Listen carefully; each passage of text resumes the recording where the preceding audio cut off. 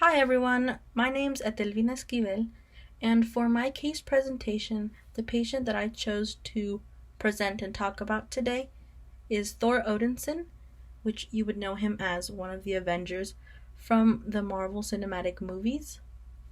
The reason I chose Thor was because he had gone through a lot of traumatic experiences, and he was also going through a very dramatic change from the previous three movies that you've seen in his trilogy to the last Avengers movie called Avengers Endgame. And some of the warnings here in this presentation, there's going to be some spoilers for the movies in case no one still has seen this movie, of Thor movies or any of the Avengers movies that have come out in the last 3 years. There's also mentions of death, PTSD, post-traumatic stress disorder, substance abuse/substance use disorder, depression and anxiety, and as well as a mention of losing an eye, so bodily harm. Just want to let you guys know before I start the presentation. Alright, so who is Thor Odinson? Who am I going to be talking about in this presentation? So Thor Odinson is loosely based on Norse mythology. He is known as the god of thunder. He's son of Odin, which he is considered Odin to be the all-father of the Asgardians, which is a type of alien race from another planet. So, as I mentioned, Thor, he is from Asgard, which is considered the realm eternal, which is a pocket dimension, which basically means that to get to Asgard, you have to be portaled through. So it comes down from the sky and onto the ground, and that's how you get to where Thor is from. He's a character from the Marvel Cinematic Universe, also known as the MCU, and the Marvel Comics, but I'm going to be talking about solely Thor from the MCU. Thor appears in these MCU movies, the Thor tetralogy. There's one coming out as a fourth Thor movie, the Avengers, Avengers Age of Ultron, Avengers Infinity War, and Avengers Endgame. And the Thor that I'm going to be focusing on is going to be Thor from Avengers Endgame, just because he went through, again, like a very, very big change in the last years. And I wanted to point out that this Thor that you see here, where the little red dot is, this is a Thor that we originally saw in his trilogy movies and in the first Avengers movies. And this is the other change that you see in Thor Ragnarok, which is the third movie of his, the Thor saga, if you will. And then in this current Thor that you see here, you can see the different changes. He has gained weight, he was overeating, he had let go of himself in the hygiene era and his appearance compared to his previous attire that he would wear. And that is the current Thor that I'm going to be talking about. So our current Thor is 1500-year-old male. He's in his garden, which is basically just aliens who look like humans.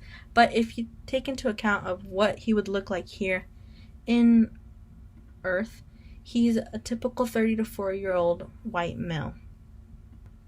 His past economic status and living conditions is one of the economic and living conditions that I'm going to be talking about, as well as his current status, because it has changed in a very big way.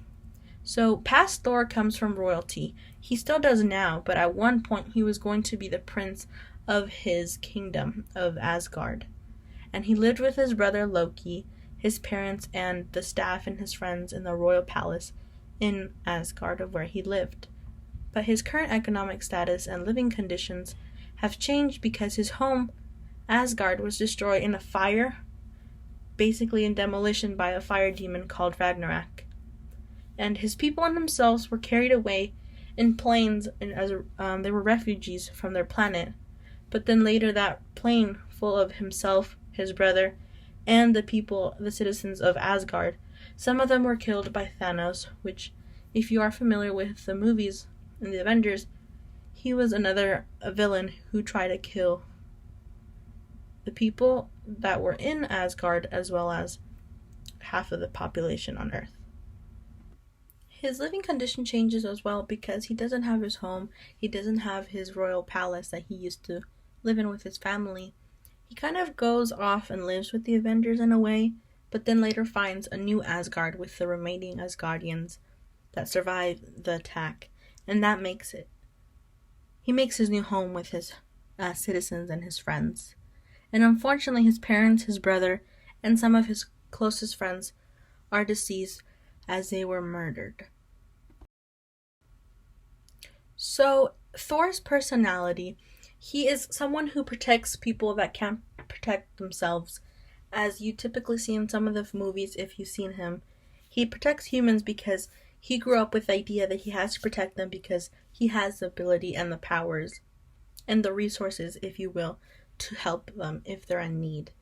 And he tries to be the best son he can, but often in the past he was blinded by his ego because he thought too highly of himself. He's also a very, very loyal friend and brother and, if you will, co-worker in the sense of the Avengers and other people that he's worked with in the past, and he sees the good in you before you do. And I included this picture because that's his brother Loki. This is his mom in the first picture.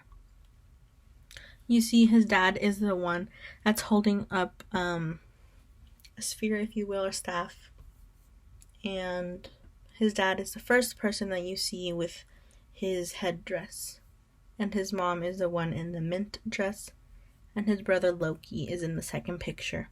And this scene is important in the second picture that I've chosen because in this particular scene, he explains how he's always seen the good in his brother and he knows he's going to do well by him. So that's something else he does with his brother. He gives second and third chances because he always tries to think highly of his brother and loves him a lot. The life tasks of the God of Thunder of Thor, he was part of the Avengers, which is a group of heroes who try and protect the Earth from threats. He removes himself from being king of Asgard, so he's no longer seen as a king. He gives this position to one of his closest friends, Valkyrie. And after he had finished his time with the Avengers, he went with another group of superheroes, if you will, called the Guardians of the Galaxy, who protect a different source of people from all over the planet in case any threats happen, like Thanos. And he was finally able to pursue his own goals and aspirations at the end of the movie Avengers Endgame. And that's basically what path he's on now. In the Guardians of the Galaxy in his fourth movie, he tries to find a new version of himself and see what he can do that doesn't relate to fighting and being basically a soldier, if you will. But along with becoming a soldier, a warrior, and a superhero, as someone who fights threats, he has a lot of sources of stress. His occupation is a superhero, and fighting threats, he lost his home. A majority of the people from his home were killed, which he blames himself a lot for. His brother and his mother were both murdered, and his father passed away. He found out he had a new sister, and he never even met her. And by knowing this sister, he lost his eye in the process because he fought her. And his sister tried to take over Asgard, his kingdom, for herself. And a lot of lives were lost because of the battles that occurred. And his friends passed away, and he blames himself for this. And if you aren't familiar with the Avengers, this is them right here. And in this first picture that you see, this is where he lost his eye, but this is where he gets a new eye back. So, because of these amounts of stress that he has, he does show a lot, the aftermath, the effects of this. He does have abnormal behavior, and this is what I'm going to be talking about in the next few slides. For reference, this is the 4 Ds, the deviant, which is the different in behavior, the distress, the subjective feeling that something is wrong, dysfunction, he's maladaptive, It's when the person's ability to work and live is clearly often immeasurably impaired. And finally, it's danger, which he's a risk to himself or others around him, around Thor. So let's talk about his abnormal behavior. The first abnormal behavior is the excessive drinking to the point he disregards his duties as king. Beforehand, he was always on point. He would always make sure what was going on, what he needed, but because of the trauma that he endured of losing friends, of his friends dying, and he blamed himself because he missed a shot that he could take to end this. He isolated himself in his room. He gained weight and he was overeating, and he blames himself for past events. And he's often scared to do certain activities, certain things, because he's scared of the repercussion of what will happen. He gets lost in his own thoughts of past events when he's talking about something. If there's a certain trigger, he goes back and starts overthinking and overtalks about what happened and how he's feeling, and he goes off topic. And he judges himself too harshly. He has doubts in his own capability, which is strange compared to him because he used to have a big ego and he used to be very confident. He now puts himself in situations that could lead to him being hurt or killed. And yes, he used to do this beforehand, but this is now something that he does knowing that he could die. But he does it because he thinks this is going to change and make him feel better about what he did wrong to him, like what he thinks he did wrong. And he has impulsive behaviors, which is when he puts himself in situations that could lead to him being hurt or killed. And this picture here, I showed it because this is the before and this is him afterwards. And you can see the difference here. If you see here, this is where he starts overeating, he eats bread, and this is a beer right here. And now, the afterwards, he's gained weight from his overeating, his binging, and his drinking of alcohol excessively. He also lost his desire to do any of the activities he's done before because of his isolation, and he no longer cares about his hygiene and his physical appearance, as you see in the first picture where he does. Based on the DSM-5, this is the disorder criteria of what Thor may have. For the 4 main ones that I thought were possible was depression, anxiety, PTSD, and substance use disorder. But the 2 major ones that I think really affected him negatively were major depressive disorder and substance use disorder. And in this slide, it basically explains what the main symptoms that he shows in his behavior, the abnormal behavior he displays. So according to the DSM-5, major depressive disorder consists of no interest in regular activities, major weight gain, lack of energy, excessive sleepiness, feelings of not being worthy, which is something that I wanted to add into the symptoms because the main thing about Thor is that the hammer that he carries, Mjolnir, you are only allowed to pick it up if you are worthy, and if he's worthy, he's allowed to pick it up, which is something he never thought he was worthy of until at one scene he actually picks up the hammer, Mjolnir, and he realizes that he's actually worthy. So that's where he gets this burst of energy of him slowly becoming better, but with still some of the main symptoms of major depressive disorder. He does not show sign of suicide attempt, but he does not care about putting himself in a situation where he can get killed. And the reason why I also made sure to talk about substance use disorder is here this quote. It says, "The chronicity of depressive symptoms substantially increases the likelihood of underlying personality anxiety and substance use disorder." And that's why according to the DSM-5, he has other main symptoms, and he fits in certain criteria of substance use disorder because of his impaired control when it comes to drinking. He has a hard time recovering from using the substance, which is alcohol in this case. He is unable to perform tasks or occupation, which is being a superhero, being the king of Asgard, because of the substances and alcohol. And his increased tolerance increases the amount of substance of alcohol he uses. And he doesn't show symptoms of withdrawal in the movie. Based on the symptoms he has and the criteria from the DSM-5, I give him a comorbid diagnosis of major depressive disorder and substance use disorder.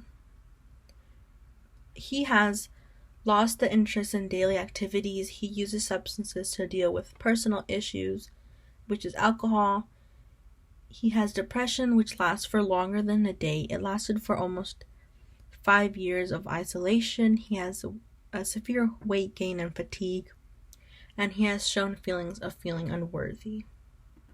When it comes to substance use disorder, the symptoms and criteria that he shows based on the DSM-5 is impaired control, spends a lot of time recovering from his effects.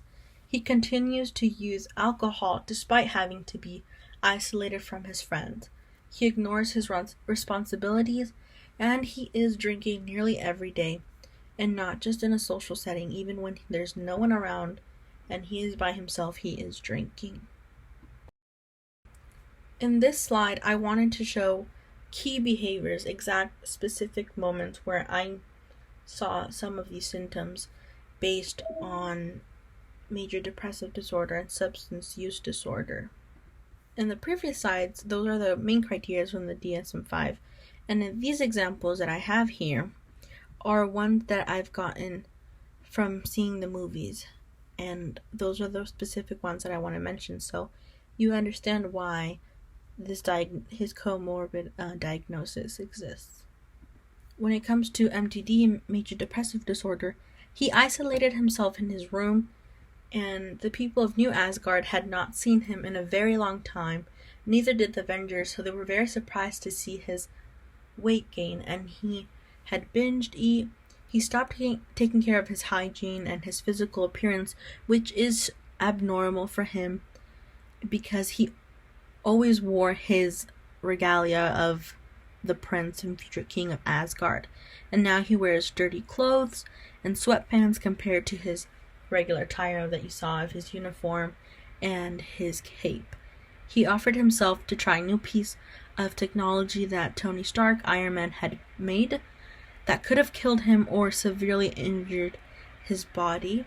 And one of the main quotes that I think is important in the movie that made me notice that he felt extremely guilty is this last one here, where he does try to use that Stark technology of the new gauntlet. He says, "Let me do something good, something right," which is showing how he feels guilty and he feels that he never did anything correct, and this is a way to redeem himself from his previous actions.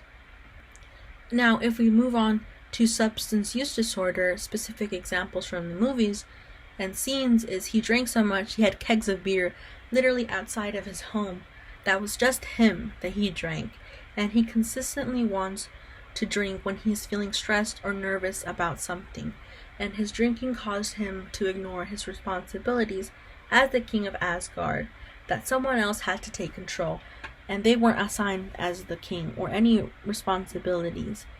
And he still drinks even though he knows how it affected his environment, meaning himself and his friends and his occupation. These are actual visual examples that I think were very important to mention. This is him beforehand. This is the outfits he wore, traditional Asgard outfits, his cape, paintings on his face. His beard is clearly shaven, his hair, he shaved his hair, but it was long. And even when it was long, it was brushed and cleaned. This is his physical body before he gained weight. And this is his body now. He doesn't brush his hair, he drinks too much, his hair and his beard hair are matted, he gained weight, and he wears oversized and tight clothing, and they aren't clean. And this right here are the beer kegs that he himself drank, and that shows his excessive drinking and his major depressive episodes that he's had. The final diagnosis is Thor fits the 5+ key criteria of major depressive disorder and substance use disorder. The behavior that he has shown and the pictures are exact examples that align with the DSM-5 criteria of major depressive disorder and substance use disorder. These symptoms have negatively impacted his personal and social life as well as his work life. And one of the 4 Ds is his dysfunction, and his maladaptive behavior is clearly shown in the symptoms that he has. According to the research article that I've found, one of the treatment that would be a pharmacotherapy treatment or electroconvulsive therapy, serotonin reuptake inhibitors, SSRIs, and other medications as well.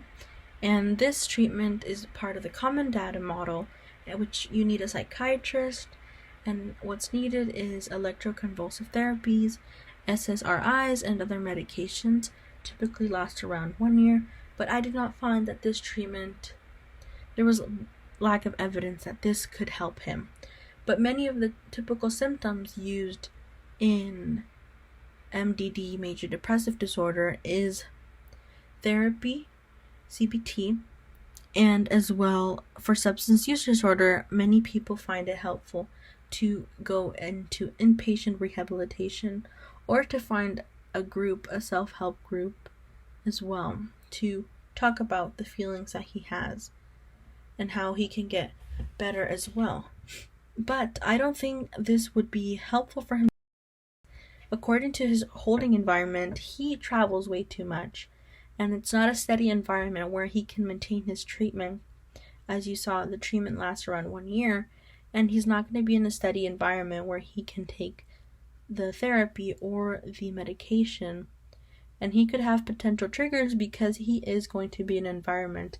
As you see here, this is the Guardians of the Galaxy. They might be fighting, which could trigger some of his flashbacks of what he has dealt with. But one of the person that I see that could be his support system, because she has gone through very similar things and has some similar symptoms as well, is Valkyrie right here, who used to be part of a group of warriors from Asgard, his hometown. But that could also not work, because that could lead him to be triggered as well, or have him drink again, because Valkyrie does drink excessively like himself as well.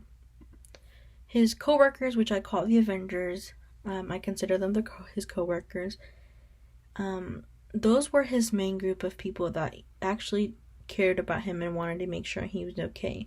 But the new group, the Guardians of the Galaxy, may not know him as well or be super supportive compared to the Avengers. And the position he has as a superhero could make it very hard for him to seek treatment or continue the treatment if he has started, because he can be ashamed of taking treatment as a superhero, someone who's very powerful compared to the average human. And if you want to know more about Thor, and as well as more about his comorbid diagnosis or the treatment and the research article that I use, they are referenced here in my reference page, starting with the DSM-5, the research article, and lastly his character page on Thor and his history, which talks about not only Thor from the MCU, but Thor as well from MCU and the Marvel Comics. Thank you guys so much for watching my presentation, and if you have any questions, don't be afraid to let me know in the comments. Thank you guys for watching.